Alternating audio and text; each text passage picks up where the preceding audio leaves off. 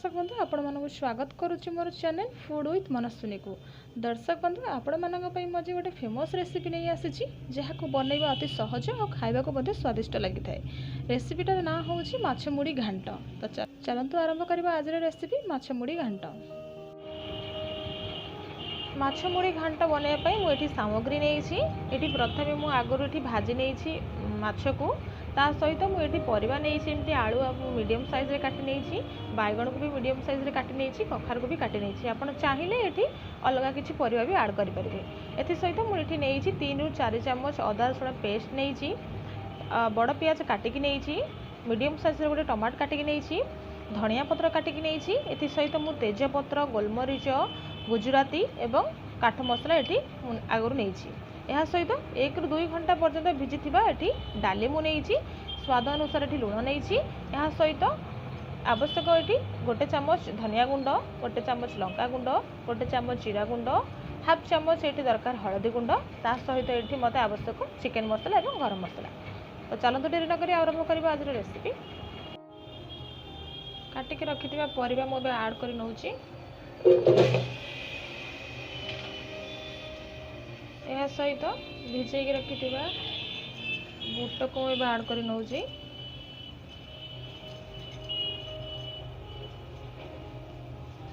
एथिरे मुझे पाखापाखि गोटे ग्लास पानी ऐड कर नौची।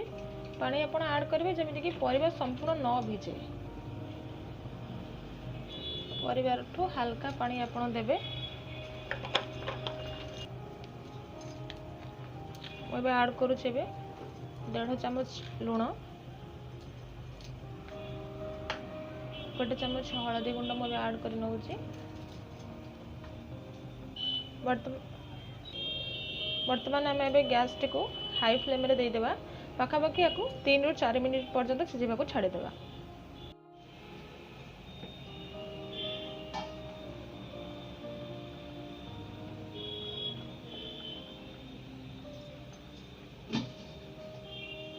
आमर परिवा गुड़िक बहुत भल भाव सिझी जाइए मसला बनवाई आरंभ करवा। बर्तमान आम पैन टी गरम हो जाइए पैन टी मोर गरम हो सारी मु तेल ऐड कर नवा।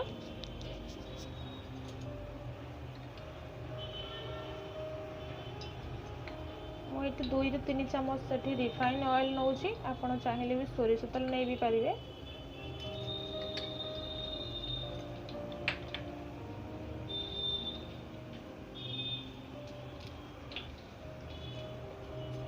ये मुझे तेजपत्र जो नहीं थी आगुरी रखी थी तेजपत्र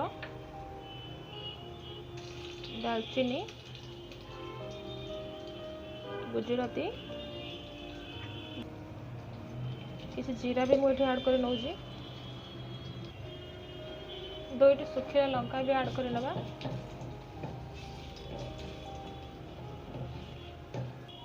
बर्तमान आम सब जिन बहुत भल भाव भाजी हो गला आम काटिक रखि पियाज बर्तमान ऐड करनवा।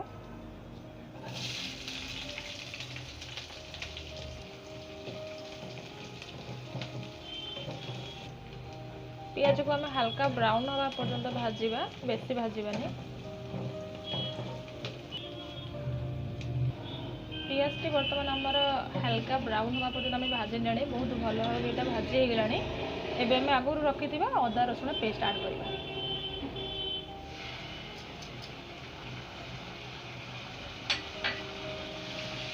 भल भाव मिक्स कर गैस टी को हाई फ्लेम रे देवे मीडियम फ्लेम रे गैस टी को देवे भल भाव गोली ने। तापर आम मसला ऐड करवा। मुझे हाफ चामच हलदी गुंड नौची हाफ चामच लंका गुंड नौची हाफ चामच धनिया गुंड ऐड करुची हाफ चामच जीरा गुंड ऐड करुची ऐड करके भल भाव गोल दिखाँ।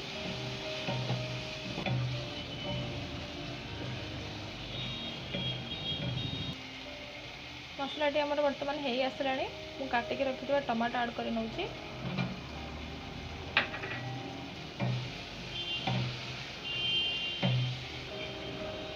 टमाटो को भल भाव मसला सहित मिक्स होगा पर्यंत मसलाटी को कषिबे।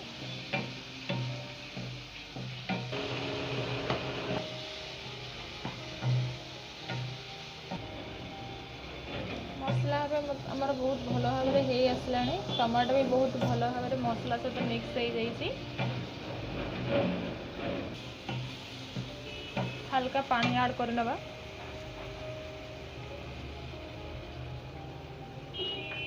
ଯେହେତୁ ସ୍ୱାଦ ଅନୁସାରେ ମୁଁ ଏଠି ଲୁଣ ଆଡ଼୍ କରି ନେଉଛି।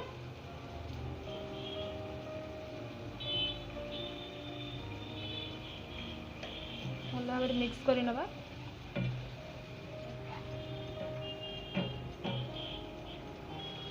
ମସଲା ଆମର ବର୍ତ୍ତମାନ ବହୁତ ଭଲ ଭାବରେ ହେଇଯାଇଛି।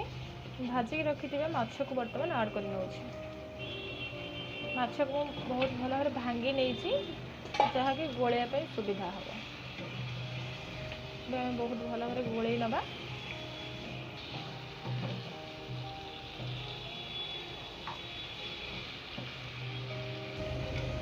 ମାଛ ବର୍ତ୍ତମାନ ଆମର ବହୁତ ଭଲ ଭାବରେ ମିକ୍ସ ହେଇଗଲାଣି ମସଲା ସହିତ। ଏବେ ଆମେ ଚିକେନ୍ ମସଲା ଆଡ଼୍ କରିନେବା। ଏବେ ବହୁତ ଭଲ ଭାବରେ ଗୋଳେଇ ନିଅନ୍ତୁ।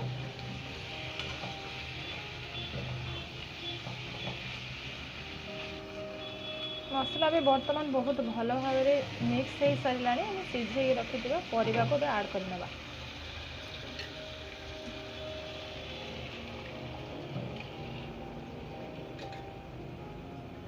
ଏବେ ଗୋଳେଇ ନେବା ବହୁତ ଭଲ ଭାବରେ କିଛି ସମୟ ପାଇଁ ଢାଙ୍କୁଣୀ କରି ରଖିଦେବା।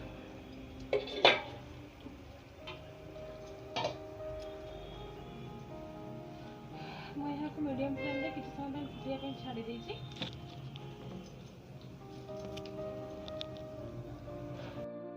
ଏହାକୁ ବର୍ତ୍ତମାନ ମିଡ଼ିୟମ୍ ଫ୍ଲେମ୍ରେ 1 ମିନିଟ୍ ପାଇଁ ଫୁଟିବାକୁ ଛାଡ଼ିଦେବା। ବର୍ତ୍ତମାନ ଆମର ପ୍ରସ୍ତୁତ ହେଇଗଲାଣି ମାଛ ମୁଢ଼ି ଘାଣ୍ଟ। ଏହାପରେ ଆପଣ କିଛି ଧନିଆ ପତ୍ର ଆଡ଼୍ କରିନେବେ। ଧନିଆ ପତ୍ର ଆଡ଼୍ କରି ସାରିଲା ପରେ ଆମର ବର୍ତ୍ତମାନ ପ୍ରସ୍ତୁତ ହେଇସାରିଛି।